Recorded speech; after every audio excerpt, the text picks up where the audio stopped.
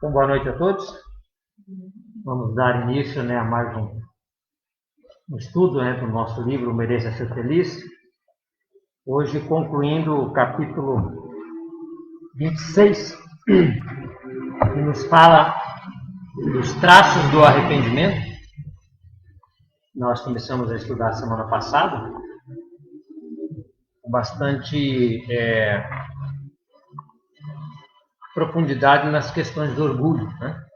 Então, sempre lembrando que esse livro trata muito, das questões que envolvem a superação das ilusões do orgulho. Justamente porque o orgulho é uma das questões que envolve todos nós, na humanidade, e que nos prejudica ou que, de certa forma, impede que sejamos felizes.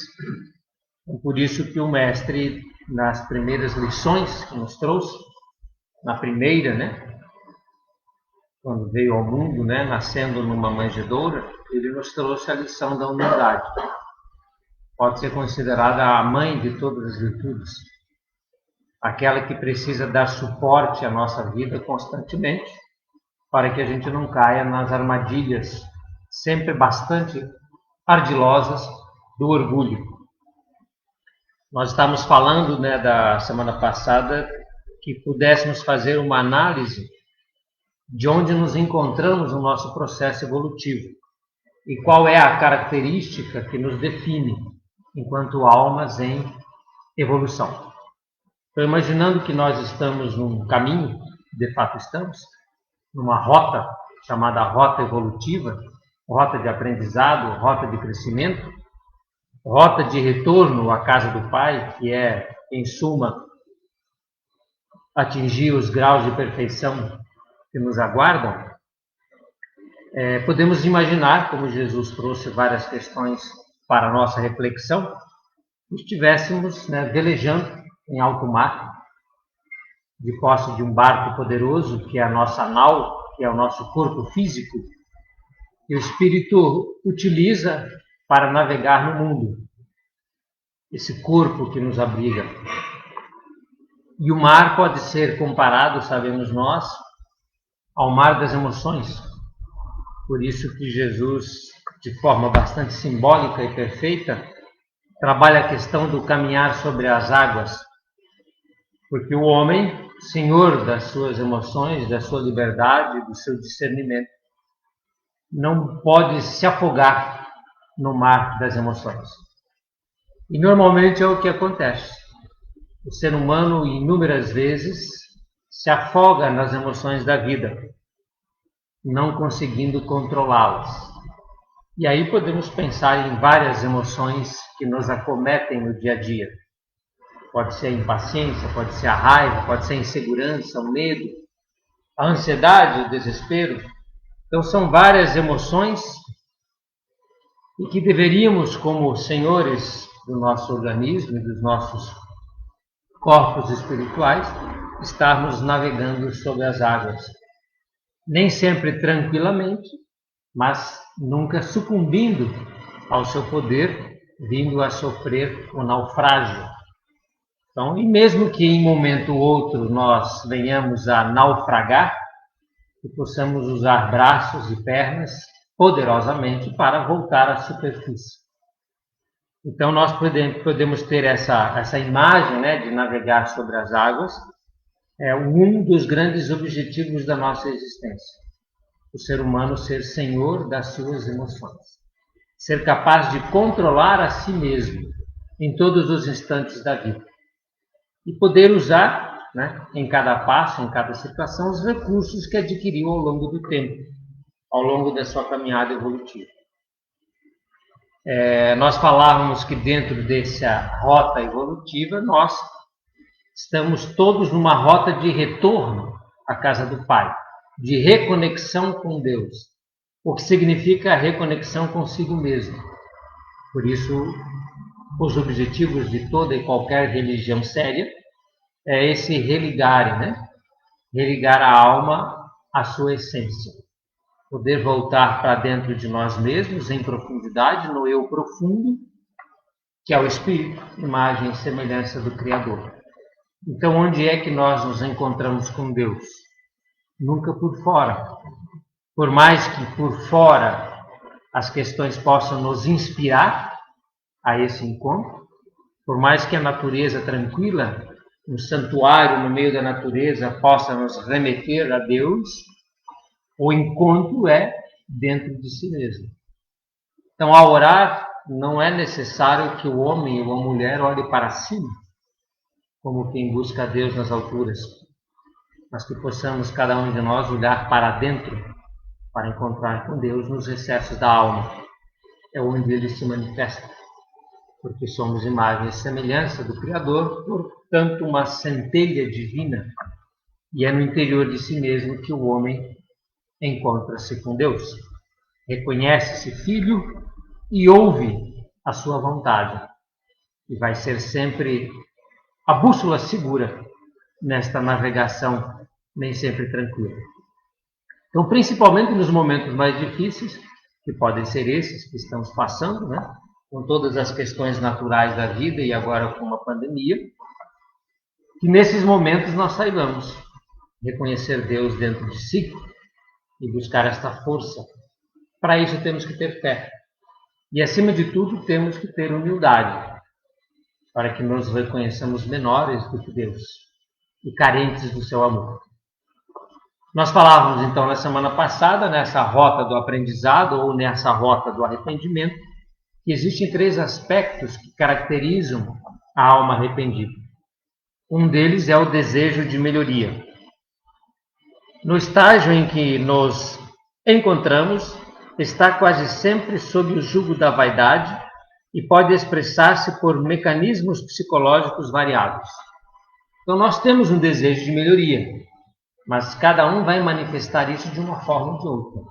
Via de regra, por sermos orgulhosos, nós vamos manifestar esse desejo com algumas nuances desequilibrantes ou até defeituosas.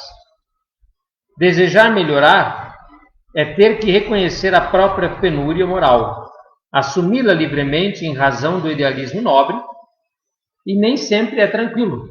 Pelo contrário, quase sempre é doloroso esse encontro com as sombras interiores, mesmo quando queremos sinceramente nos ver libertos delas. É como qualquer tarefa mais difícil de limpeza. Se nós vamos querer construir algo em terreno sujo, cheio de escombros ou de qualquer outros dejetos, né? Antes de fazê-lo, eu preciso limpar o terreno. Até para cultivar o solo, para plantar sementes, é importante prepará-lo.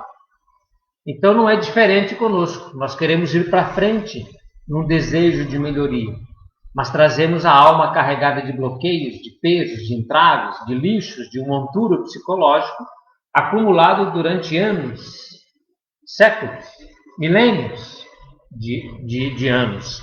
Então é importante que a gente faça essas pazes com a sombra, no sentido de trabalhar esses desertos, esses defeitos, essas questões que nos acompanham. O orgulho é um deles. Então nós precisamos enfrentar o orgulho. Nós precisamos entender que é preciso nos transformar até sermos verdadeiramente humildes. O impulso para crescer espiritualmente para nós é um desafio de proporções sacrificiais. Chamemos de neurose de perfeição ou perfeccionismo a necessidade obsessiva de fazer o bem com exatidão, uma profunda inaceitação de suas falhas e as falhas dos outros, gerando melindres e intolerâncias face ao nível de exigência e cobrança para consigo e para com o mundo que está à nossa volta. Então, um dos traços desse desejo de melhoria é ele vir como perfeccionismo, ou como inaceitação de erros. Eu não posso errar e não aceito o erro do próximo. Então, um dos traços que nos acompanha nesse orgulho é a incapacidade do perdão. Como é que nós podemos avaliar o quanto somos mais ou menos evoluídos? Na capacidade do perdão. Então, se nós temos uma incapacidade para perdoar os outros, ou até para perdoar a nós mesmos, e estamos quase sempre melindrados, e sempre que contrariados nos nossos objetivos, nos nossos pontos de vista, a gente se ressente, a gente se melindra, Então está aí um traço do orgulho, que nos impede de fazer a limpeza corretamente. Até porque, dentro desse traço de orgulho, nós não vamos enxergar com clareza aonde estão as questões a serem melhoradas. A angústia decorrente do contato com o ego, o homem velho que queremos transformar, leva a ativar mecanismos de defesa para acobertar essa inferioridade que detectamos em nós. Então, esse é um traço bastante interessante do orgulho, que está nesse homem velho. Ele tenta acobertar esses traços. Ele sente vergonha, né? E ele normalmente quer negar as questões que precisam ser trabalhadas. Então, nós precisamos ser bastante severos. Por isso que, em nós, esse traço de melhoria, ele é sacrificial. Por isso que, para a maioria de nós, é difícil. Uma alma mais evoluída, como tem algumas no planeta, é mais fácil. É quase que natural fazer um sacrifício em benefício do outro. É quase que natural reconhecer as próprias deficiências. Porque é uma alma humilde. É uma alma que não quer esconder as imperfeições. Não é isso? Essa luta nos recessos dos sentimentos e do pensamento traz à baila o conflito, a insatisfação e todo tipo de incômodo inferior, deixando a vida íntima em estado de intensa comoção e mudanças. Então, nós já estudamos isso lá atrás, né? Aquela insatisfação crônica, lembra? Aquela questão que a gente traz na alma, como se de repente, ou quase sempre, estamos insatisfeitos com algo, o mau humor, né? A falta de aceitação dos próprios defeitos e imperfeições e do outro. Então, se nós temos em nós um desejo de melhoria, essa ânsia de fazer as coisas certas e até de cobrar dos outros que também façam, é porque nós estamos nessa rota do arrependimento. É porque em nós existe um traço de quem quer dar um basta, de quem já fez muito e que agora quer deixar de fazer, de quem quer fazer um ponto de inflexão na vida, de mudar, de se transformar, de ser melhor. É a conversão de Paulo, né? Deixarmos de ser Saulo, o homem velho, para assumirmos a postura de um novo homem, um ser humano renovado. O novo homem, o homem novo. Para fazer essa passagem, a gente precisa fazer as pazes com o homem velho. E precisa entender quais são os traços que precisam ser abandonados. Para isso, você tem que mergulhar em si mesmo, de posse da humildade e principalmente do perdão. O segundo aspecto, né, que vem justamente decorrente desse desejo de melhora e dessa rota de arrependimento, é o que nós também tratamos semana passada, que é o sentimento de culpa, que tem camuflagens e nuances muito versáteis. Deixemos claro que em nosso estágio de aperfeiçoamento, podemos tomá-lo como um fator de impulsão para a melhoria. Se a criatura arrependida não sentisse culpa ou arrependimento, não garantiria a continuidade do seu progresso e desistiria, optando pela loucura ou pela queda moral. Digamos que a culpa é uma energia intrusa, porém necessária na sustentação do desejo de melhora. Então, esse sentimento, né, vamos até tirar, a gente sempre fala isso, a questão da culpa pela responsabilidade, de nos sentirmos responsáveis pelos próprios atos, é sempre um impulso de melhora. Se eu errei, se eu sou responsável por alguma situação da qual eu me envergonho ou não aceito, eu vou ter um desejo de melhora. E eu vou querer avançar para dentro corrigindo os passos. Para frente, corrigindo os passos. Assim? Suas manifestações podem ser percebidas na autopunição, no sentimento de desmerecimento e desvalor, nas fantasias de karma e dor e nas posturas de vítimas da vida, na inconformação, no azedume sistemático, nas crises de autopiedade ou ainda nos hábitos da lamúria e da queixa. Então a gente acaba se queixando muito, né? Acaba se tornando ou se fazendo de vítima. Então são todos aspectos que revelam em nós esse sentimento de culpa. São sentimentos ou situações que nós devemos superar. E para isso que existe o terceiro passo, que a gente precisa ter esse esforço de superação. Sem isso, tanto a culpa ou o arrependimento, né, como o desejo de melhoria, são insuficientes, ou de nada valem. Não adianta eu pensar, preciso me melhorar, né? Não adianta eu imaginar que estou arrependido e preciso corrigir algo em mim se eu cruzo os braços, se eu não me esforço para ser melhor. Uma das fugas, né, de não querer melhorar, de não querer pôr mãos à massa, fazendo sacrifícios de evolução, é a projeção. Aquilo que nós estamos muito em estudos anteriores, dentro dessa questão do orgulho, que eu projeto no outro os erros que tenho. Então a culpa nunca é minha, né? A culpa é do outro. A culpa é de alguém que mora comigo. Se tiver uma esposa ou um marido, tanto melhor. Então a gente transfere para o outro as responsabilidades da nossa infelicidade. Então falta compreensão dentro de casa. De quem? Do outro. Falta paciência dentro de casa. De quem? Do outro. Né? Falta respeito dentro de casa. De quem? Do outro. Nunca. Então na relação, a pessoa isenta-se de qualquer culpa, projeta no outro as responsabilidades e aponta o dedo. Né? Você fez isso, você fez isso, você fez isso. E jamais olhando para si e percebendo que na relação quem manda é você. Você não tem controle do outro. Você mal consegue ter controle de si mesmo. Você mal consegue se conhecer e quer controlar a vida do outro. Né? Então é muito importante que a gente chame para si essa questão da responsabilidade pela melhora. E aí se esforce na superação das dificuldades. Fé sem obras não adianta nada. Então eu preciso agir. É a ação que é necessária. Arrepender-se por si só seria estagnar-se na culpa e no remorso, que fica dando voltas e que nada faz. É inoperante, é ineficiente. Então eu preciso dar o passo seguinte, que é cumprir com o propósito de melhoria, esforçar para ser melhor.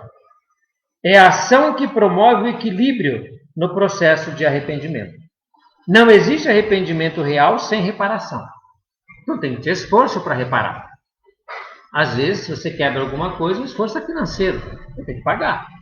Seria melhor que não pagasse, mas você quebrou. Então, assuma a responsabilidade e pague. Né? Querer melhorar, sentir-se culpado e nada fazer é muito doloroso. Eis aqui a importância dos serviços de amor ao próximo, que alivia e consola a todos nós, mas que também estabiliza os níveis energéticos de quem o realiza. Por isso que fora da caridade não há salvação. Você quer melhorar, você quer fazer um esforço de reparação, está arrependido, não sabe como agir, vai no gabarito. Né? Já vai lá no gabarito, na prova. Qual é o gabarito? Fora da caridade não há salvação. Então faça a caridade. Mas eu estou inseguro. Faz a caridade. Eu estou com um mal-estar interior. Faz a caridade. Sai de si mesmo, se coloque em movimento e faça pelo outro aquilo que você gostaria que fosse feito por você. Então, a importância de entender o mecanismo da caridade no esforço de superação e melhoria. É comum verificarmos companheiros de ideal orando compungidamente, indagando o que falta para sentirem-se melhor e mais felizes. O que será que falta? Considerando que estão no esforço educativo e no trabalho do bem. Oram sofregamente e com certa dose de desespero, sem saber as razões dos seus sentimentos de culpa, insatisfeitos com a sua realidade interior, diante de tanta luz que possuem no cérebro, com os conhecimentos doutrinários, científicos, espíritas, religiosos. Todavia, assinalemos, a quantos vivem esses instantes de angústia e solidão das experiências evolutivas, que esse é o caminho do arrependimento. Nós somos assim.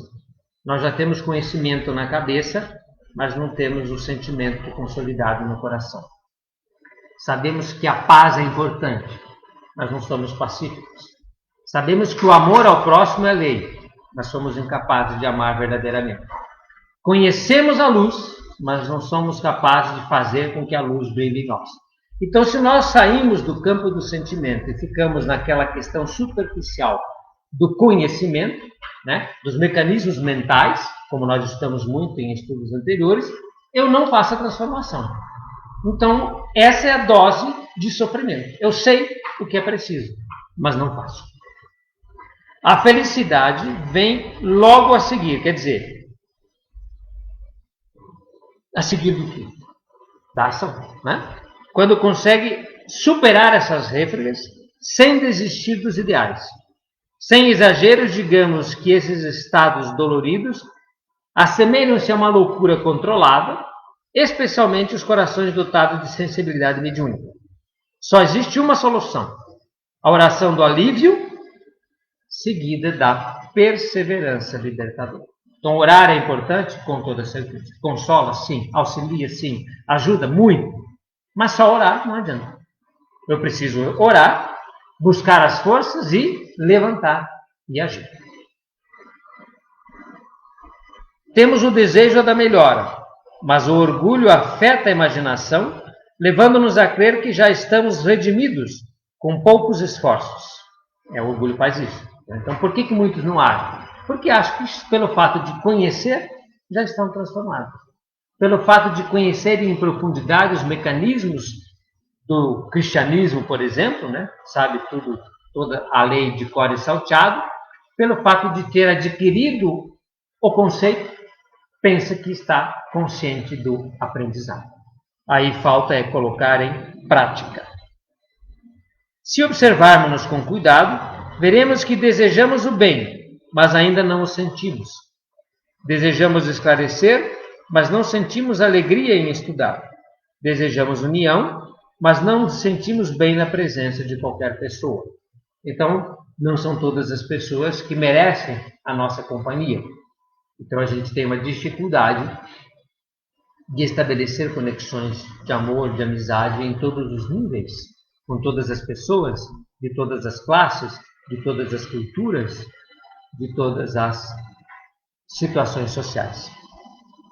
Então, esse orgulho exagerado ronda os nossos passos e nada de especial temos para apresentar ao Pai na nossa condição de filhos pródigos, senão o arrependimento.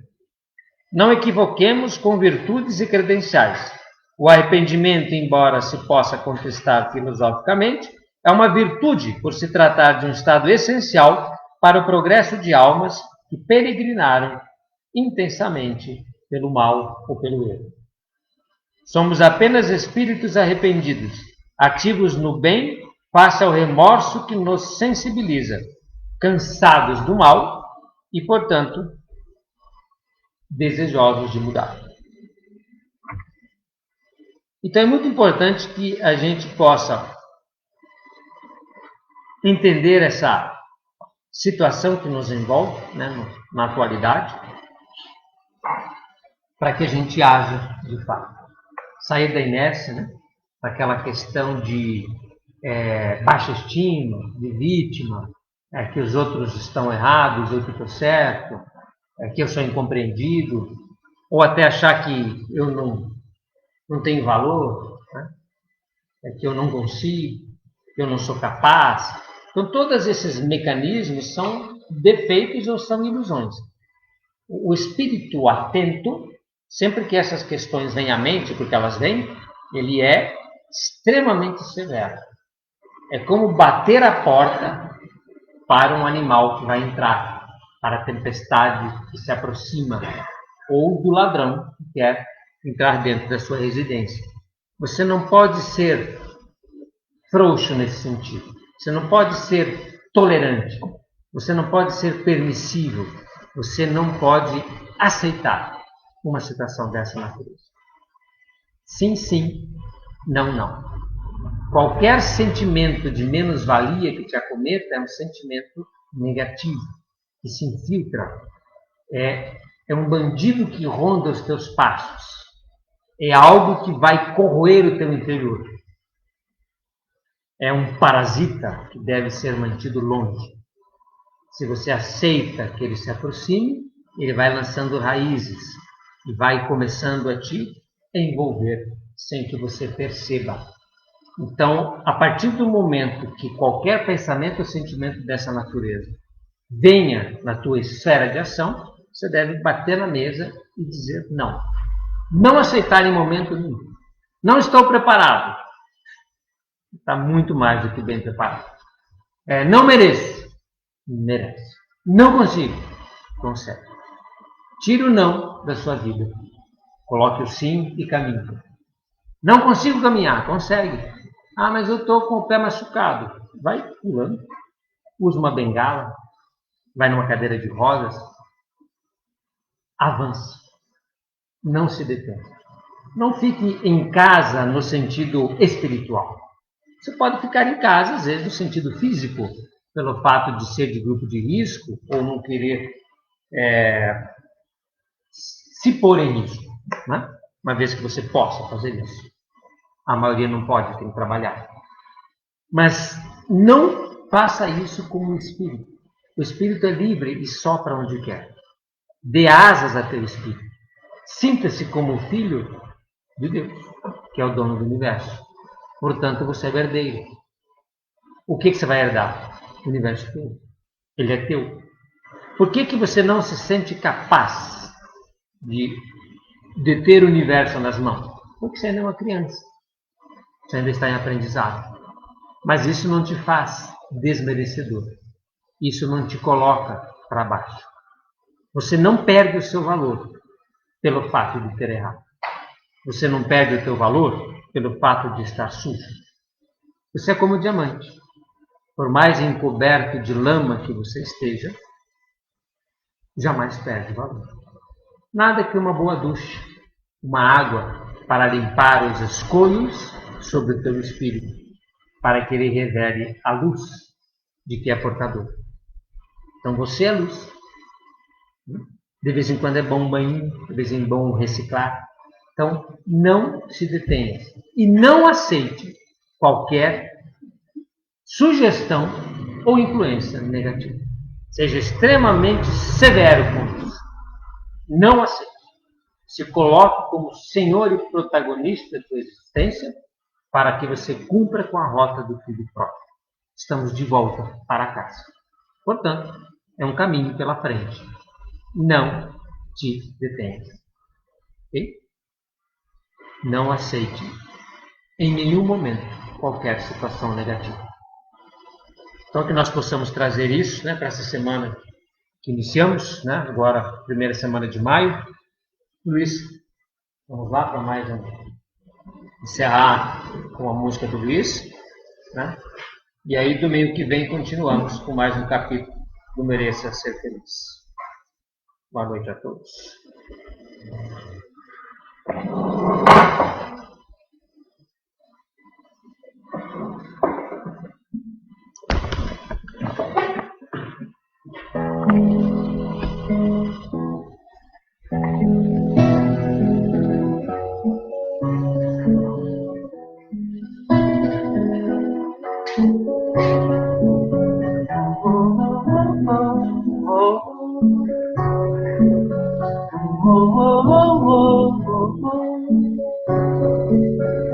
Lápis de luz, mãos que amor, servo de Deus, escravo do Senhor.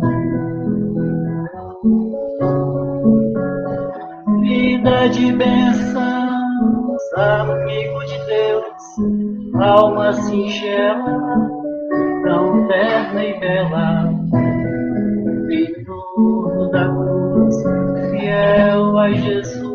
Excelso mestre do bem, emissário da luz, mensageiro do além, do além.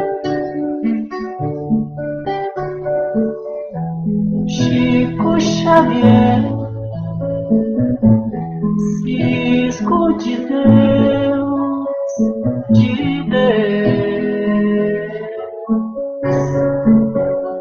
Lápis de luz, mãos do Senhor, escravo de Deus, servo do amor. Vozes do além, da verdade do bem, falando aos seus ouvidos, a morte não existe. Ante o mal luta, serve e resiste. Quem confia na felicidade não desiste. Em torno da cruz, lápis de luz, na fé e na paz, fiel a Jesus, a Jesus. Chico Xavier, cisco de Deus, de Deus. lápis de luz, estrelas no papel, sinais no céu, cores no céu, luz no céu. Oh, oh, oh, oh, oh, oh. Oh, oh, oh, oh, oh, oh. Oh, oh, oh, oh, oh. Boa noite.